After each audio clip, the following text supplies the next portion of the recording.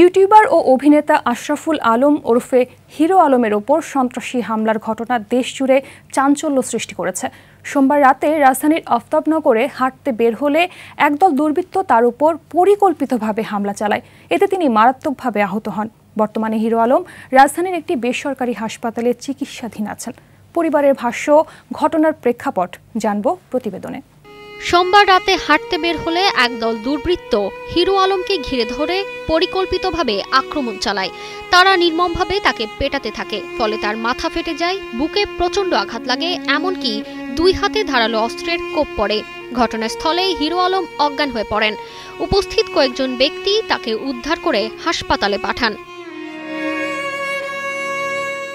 Hero আলমের স্ত্রী রিয়ামণি গণমাধ্যমকে বলেছেন, হামলার পর সে অজ্ঞান হয়ে যায়। ডাক্তাররা আমাদের বলেছেন দ্রুত হাসপাতাল পরিবর্তন করতে হবে, কারণ তার অবস্থা খুবই আশঙ্কাজনক।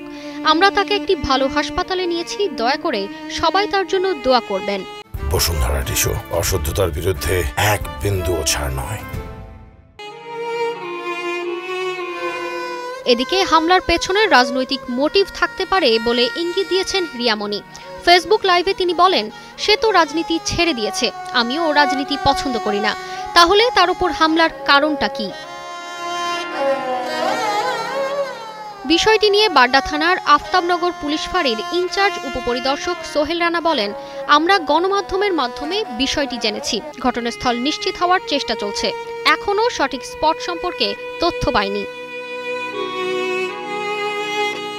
ঘটনার পর সামাজিক যোগাযোগ মাধ্যমে হিরো আলমের ছবি ও ভিডিও ছড়িয়ে পড়ে। সেখানে দেখা যায় হাসপাতালের বেডে শুয়ে আছেন তিনি। তার মুখমণ্ডল ও শরীরের বিভিন্ন স্থানে স্পষ্ট আঘাতের চিহ্ন রয়েছে। ছেঁড়া টি শার্ট পরা অবস্থায় তার শরীরের বিভিন্ন জায়গায় ব্যান্ডেজ দেখা যায়।